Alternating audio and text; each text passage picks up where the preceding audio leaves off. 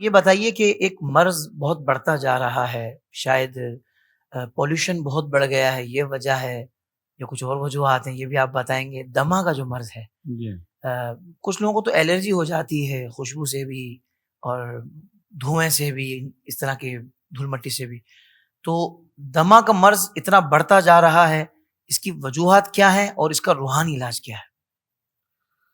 دیکھیے، وجہ تو ایک تو آپ نے بتائی دی کہ ہوں، پولوشن ہے، ٹھیک، اور یہ اس کی وجہ سے بھی یہ ماحول کافی چینج ہو گیا۔ چینج ہو یعنی اب گیا، دیکھیں نا، کوئی چیز خالص نہیں ہے، فضا ہوں، بھی خالص نہیں، فضا یعنی بھی کھانے خالص پینے نہیں، کی چیزیں تو الگ رہی ہائے کہ ہائے ہم ہائے، کہتے ہیں کہ یہ اصلی کی نہیں ہے تو ڈالڈا ہے، یہ فلاں نہیں ہے تو فلاں ہے۔ جی، جو فضا جو ہے، ہوا، وہ بھی خالص نہیں، تو پھر ہوں، آدمی کدھر جائے؟ بس صبح 1-2 گھنٹے خالص رہتی ہے، پھر اس کے اس بعد کے بعد جو شروع ہوتی ہے تو ہاں کام دھواں ہی کرو، دھواں ہر طرف۔ ہائے اسی ہائے، پولوشن میں ہم اور آپ رہ رہے ہیں۔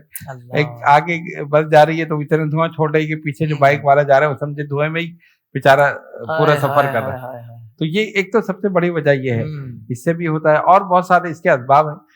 تو اس سے کیا ہوتا ہے کہ یہ ہوتی ہے سانس کی بیماری۔ سانس کی بیماری، ہاں، تو اس میں اس کے علاج بہت سارے ہیں، ڈاکٹر حکیم وغیرہ کرتے ہیں۔ جہاں تک روحانی علاج کا تعلق ہے، ہمارے پاس جو لوگ آتے ہیں تو ہم ان کو تو تعویذ بھی دیتے ہیں پینے کے لیے کہ بھیا آپ پیئیں پانی میں۔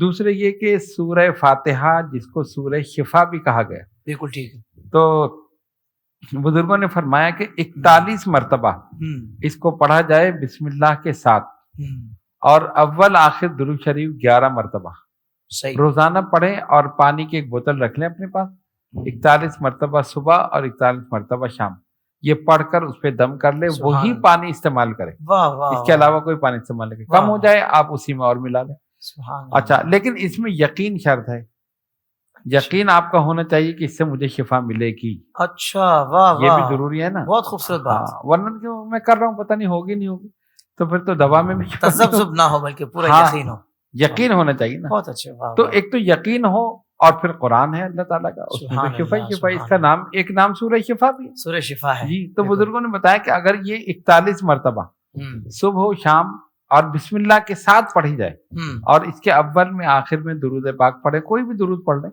تو یہ دم کر کے، یہ روزانہ جو دمے والا ہے جس کو سانس کی بیماری ہے، وہ اس کو مسلسل اگر پیے تو انشاءاللہ تعالی بیماری دور ہو جائے۔ سبحان اللہ، ہاں، سبحان لیکن اللہ، پرہیز بھی ضروری ہے اس کے ساتھ۔ اچھا پرہیز بھی ہے، جو سانس کی بیماری کی جو ویسے پرہیز ہیں وہ اپنی جگہ ہے نا، ٹھیک اب دیکھیں نا، وہ جیسے احتیاطیں کرنی ہے، وہ احتیاطیں کرنی ہے، ورنہ تو یہ کہ اب بد اب تو احتیاطی کتنے بھی ہو دلیر رہی ہو ہے، جائے کہ اور یہ بھی چل رہا ہے جی ہمیں تو فائدہ ہوا نہیں۔ ہاں، وہ کہتے ہیں نا، عربی کی ایک مثال ہے، الوقایۃ خیر من العلاج، جی، کہ پرہیز علاج سے بہتر ہے۔ بہت اگر اچھا، آدمی پرہیز کر لے تو آدھی بیماری تو ویسے ہی دور ہو جائے گی۔